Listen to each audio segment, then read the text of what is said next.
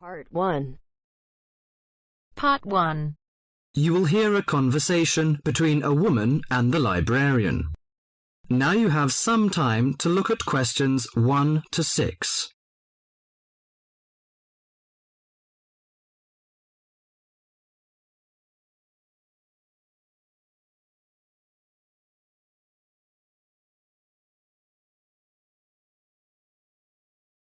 Now listen to the talk and answer the questions 1 to 6.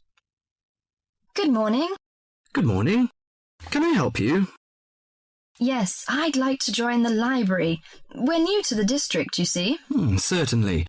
Well, all we need is some sort of identification with your name and address on it. Oh dear. We just moved, you see, and everything has my old address. Driving license, perhaps? No, I don't drive. Your husband's would do. Yes, but his license will still have the old address on it. Perhaps you have a letter addressed to you at your new house. No, I'm afraid not. We've only been there a few days, you see, and no one's written to us yet. What about your bank book? That's just the same. Oh dear, and I did want to get some books out this weekend. We're going on holiday to relax after the move, you see, and I wanted to take something with me to read. Well, I'm sorry, but we can't possibly issue tickets without some form of identification. What about your passport? What? Oh, yes, how silly of me. I've just got a new one, and it does have our new address. I've just been to book our air ticket, so I have it on me. Well, that's all right. Your ticket will be ready soon. Okay, how many books am I allowed to take out? You can take 4 books out at a time, and you can also get 2 tickets to take out 3 magazines or periodicals. Newspapers, I'm afraid, can't be taken out. Oh, that's fine. Do you have a record library? Some libraries do, I know. Yes, we do. You have to pay a deposit of $5 in case you damage them, but that entitles you to take out 2 records at a time. That's good. Could you show me where your history and biography sections are, please? Yes, just over there to your right. If there's any particular book you want, you can look it up in the catalogue, which you'll find just around the corner. You can also find a touchscreen information service on level 2. Thank you. Oh, and how long am I allowed to keep the books for? Well, the normal loan period is 3 weeks, with 2 weeks extension. Oh dear. We're going away for 4 weeks. Can I renew them now? I'm afraid not. You must do that at the end of 3 weeks. I see. Thank you very much.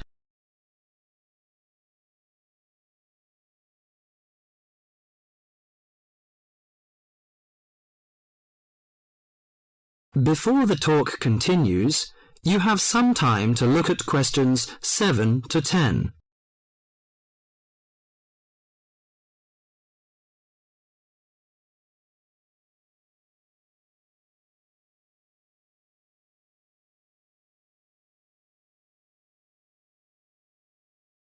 Now listen to the talk and answer the questions 7 to 10. Well, let's go into some details. Your name, please, madam? My name is Barbara. The surname is Cooper. It's spelt as Cooper. Fine. And what's your contact number? If we have new books coming, we can contact you in time. Good. You can call me on 723-6518, but it's better after 5 p.m. You know I have to work during the daytime. Do you need the office number? I don't think so. It's enough. Could you tell me the address? I lived in King Road, but of course you need my new address. It's 25 St. Mary Road, Hanwell. That's Hanwell. Is that right? Yes. Do you need the passport number? I just brought it with me. Here you are. Yes, thank you. The number of your passport is G5798-0942. OK, and your ticket is ready. The number is M930123. Thank you. Could I take a look around and check out some books? Of course, as you like.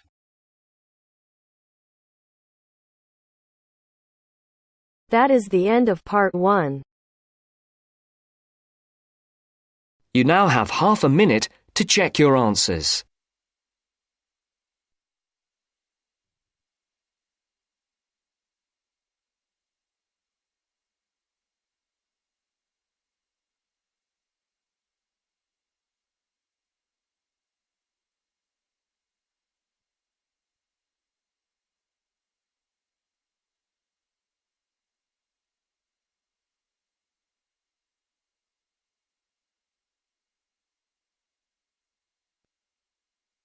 Now turns to Part 2. Part 2. You will hear a conversation between an Ielts candidate and an Ielts administrator. First, you have some time to look at questions 11 to 15.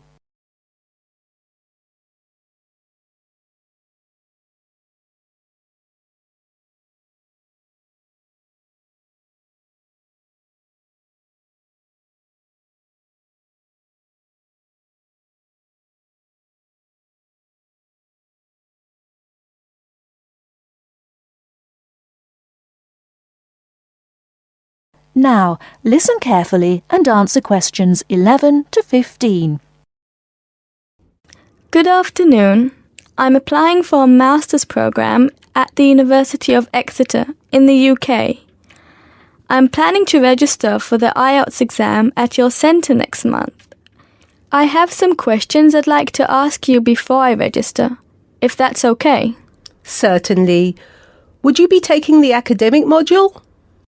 I think so, but I'll have to contact the university just to make sure. You'll probably need the academic because most universities don't accept the general training. And anyway, the procedures to register for the exam are the same for both the general and the academic modules. Good. My first question is whether I sit all parts of the exam on the same day. I don't live here, you see, and for me it would be more convenient to do all the papers on the same day. Unfortunately, the speaking part is scheduled for Thursdays, and reading, writing and listening tests take place on Saturdays. We can't change the days, I'm afraid. That's a pity. Well, never mind. What sort of documents do I need to bring in order to register? You'll have to fill in the Ielts application form and bring an ID, a copy of your ID, and 2 passport-size photos on a white background. Will any ID do? We only accept original passports and national IDs.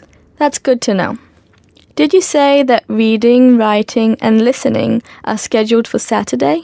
That's right. Will I get a break in between the papers? I'm afraid there aren't any breaks between the papers. Each paper takes an hour to complete, so it's 3 hours straight through. You'll first do listening and then reading, followed by the writing test. This is a standard requirement from Cambridge. Before you hear the rest of the talk, you have some time to look at questions 16 to 20.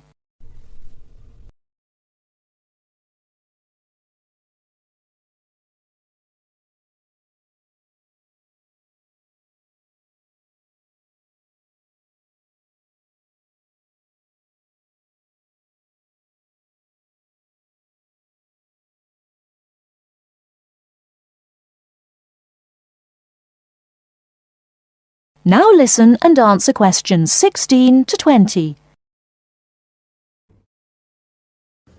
Okay, and how soon after the test can I pick up my results? It takes 13 calendar days for the results to be processed. Can you let me know how much it is and the form of payment? The examination fee is $200. You can pay by credit or debit card. We also accept checks. We only accept cash as a form of payment in exceptional circumstances. And one last question. Can I mail you the application documents? Certainly. You can send all the documents by registered mail to our address, 47 Clover Place, New Rochelle, New York. Could you spell New Rochelle for me, please? Certainly. Newrochle.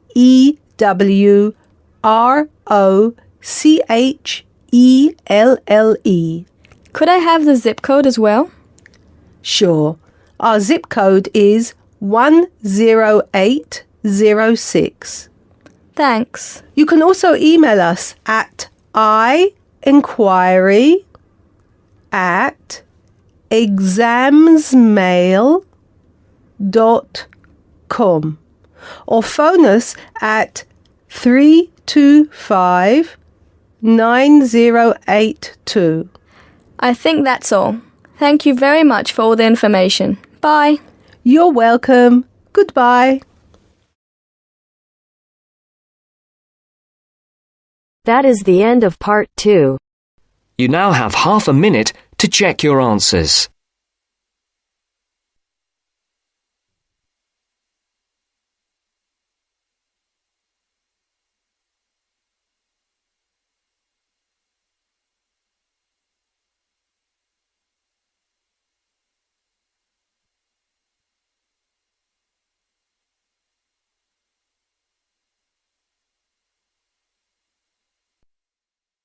Now turns to part 3. Part 3. Listen to somebody giving a talk about how setting goals can help you achieve more. First, you have some time to look at questions 21 to 24.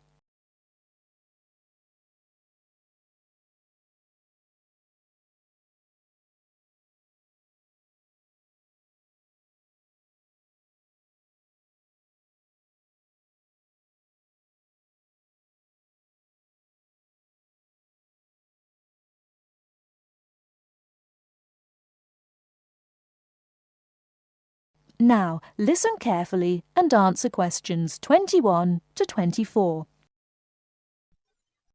Good evening, everyone. It's good to see that so many people managed to make it.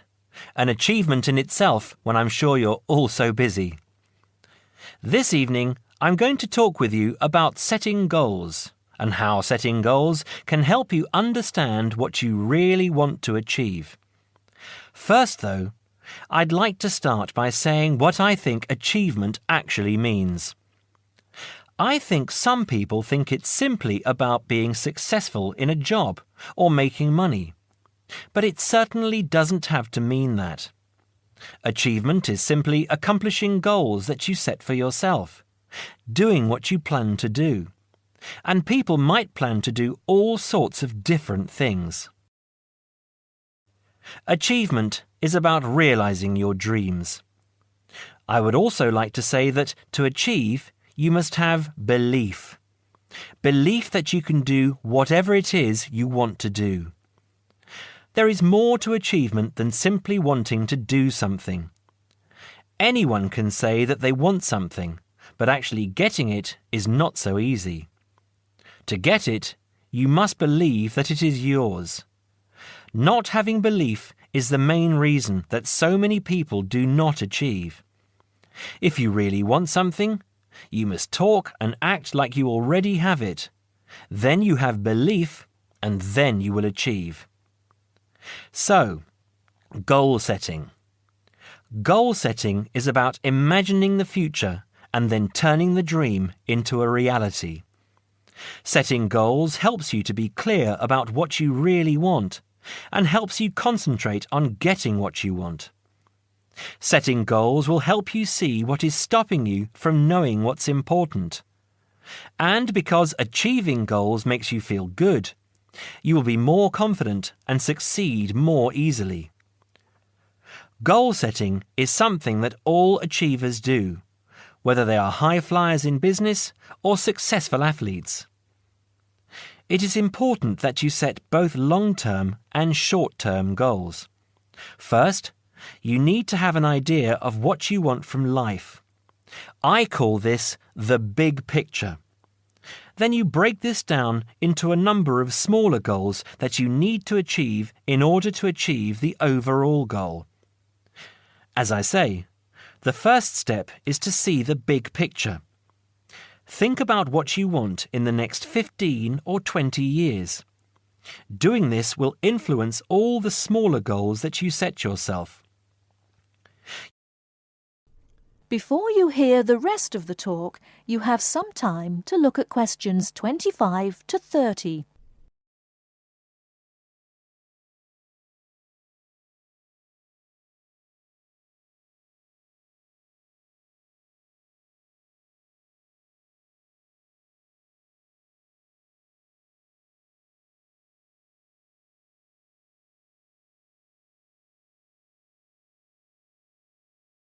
Now listen and answer questions 25 to 30. You need to think carefully about different areas of your life and how they influence each other. You should identify the important areas of your life and try to set goals in each of those areas. Here are the areas that most people want to focus on, but remember that everyone is different. First, think about your career. How important is your career to you? Do you want to be a manager or run your own business? Or are you happy working for other people? Connected to this is the financial side of your life. What sort of income do you want to have? Is wealth important to you? You need to think about long-term relationships. At what age do you hope to be married? Do you want to have children? How much time do you want to spend with the people you love? You need to think about your health and how that could change what you can achieve. How will you stay healthy as you get older? Do you do anything that is not good for your health? And how will you try to do those things less or stop doing them completely? Finally, you need to think about your free time, your hobbies and interests. How much time do you want to have to do what you really enjoy? It is difficult to achieve goals in one area if you feel that you don't have the time to do the things that really make you happy. Now, when you have this overall picture, try to set yourself one goal for each area. Make sure the goals are what you really want and not what you think other people want from you. Of course, in life, it is important to make the people around you happy, but you must focus on what you want. Now, I will go on to talk about how to break your lifetime plan down into short-term goals. But first, does anyone have any questions about what I've said so far? That is the end of part 3. You now have half a minute to check your answers.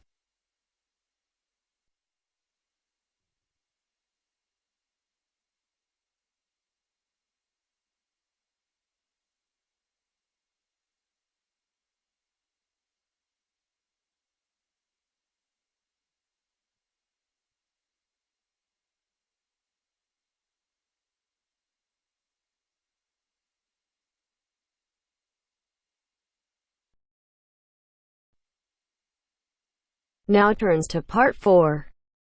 Part 4. First, you have some time to look at questions 31 to 40.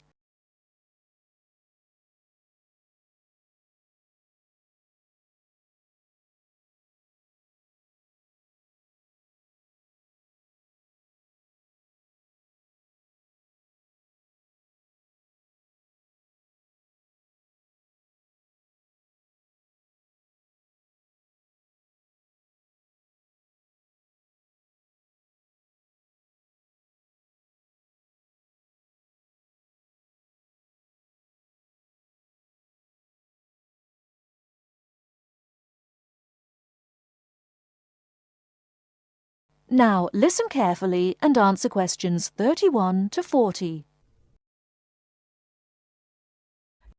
Hello and welcome. My name's Carolyn Tan. Just as there are a great number of different courses and places to study here, the teaching methods used and the skills you need will vary, depending on the subject you study and the college or university you attend. All courses vary, but most include some of the teaching methods I'm going to talk about today. Generally speaking, in some subjects, you will have timetabled classes for most of the week. In others, you may only have a few hours timetabled and will be expected to work independently for a substantial amount of time. Working independently is crucial at university. I'm going to go over the 3 main types of teaching method you will have here. These are lectures, seminars, and tutorials. There are other methods that you will come across, like workshops, group work, and practical work, but I'll describe the 3 main types for now. I'll briefly describe what they are and try to give you some helpful advice in dealing with them. Let's start by looking at lectures. These are large classes, usually lasting around 1 hour, where a lecturer or tutor talks about a subject and the students take notes. On some courses, there can be over 100 students in a lecture. Unfortunately, there is usually little or no opportunity to ask questions during the lecture. Lectures are usually intended to do 3 things. Firstly, to guide you through the course by explaining the main points of a topic. Secondly, to introduce new topics for further study or debate. And thirdly, to give you the most up-to-date information that may not be included in textbooks. So as you can see, it's essential to go to lectures. Of course, you need to take notes in lectures. Remember, you don't need to write down everything the lecturer says. Try to concentrate on the main points and important details. Most lecturers use stories, examples, and even jokes to illustrate a point. And you shouldn't write these down. When you take notes in lectures, abbreviations and symbols for common words and terms can help you write faster. If there is something you don't understand, make a note to ask after the lecture or in a tutorial. Most students try to write up their notes after a lecture. It's a good idea to try to be organised. Keep your notes from your lectures in order in a file, but don't just file the notes away until your exams. Read through them regularly, as this will help you with your revision. It's really important to go over your lectures. As an international student, the lecturer will recognise that you may need more help in lectures and that you may want to record the lecture on a digital recorder. If you do want to do this, ask the lecturer's permission first. They will usually agree. Finally, don't worry if you find it difficult to understand the lecturer at first. This will get easier as you get used to their style and as your English improves. OK, that's enough about lectures. Let's have a look at seminars now. Seminars are smaller classes where students and a tutor discuss a topic, and they often last about the same time, if not longer than lectures. You will know in advance what the topic is, and the tutor will usually ask some students to prepare a short presentation for discussion. Seminars are usually meant to encourage debate about an issue. This means different opinions will be expressed by the tutor and students. The aim is not for students to be told the correct answer, but to understand different arguments and make judgments about them. This process helps you learn to analyse topics critically. Some international students find that seminars can be a bit frightening, especially if they're not used to this kind of teaching. Don't worry. Many other students feel the same at first. Participating actively in seminars is an important part of the learning process, so try to contribute, even if it seems difficult at first. It is best to do some reading before each seminar, so that you are familiar with the topic and can follow and contribute to the discussion. It may help you to make notes before the seminar of any points you would like to make. If you're having difficulty in seminars, discuss this with your tutor. And finally, I'll give you information on tutorials. Tutorials are meetings between a tutor and an individual student or small group of students. These usually last between 15 and 30 minutes. In a tutorial, the tutor will give you advice and guidance on a piece of work you are doing or a piece of work you have completed, or even a problem you may be having with a topic or with study methods. You should try to ask questions during tutorials about your work or about topics raised in lectures and seminars. Well, that's all for teaching methods. I'll go on now to talk about the different kinds of examination. That is the end of part 4. You now have half a minute to check your answers.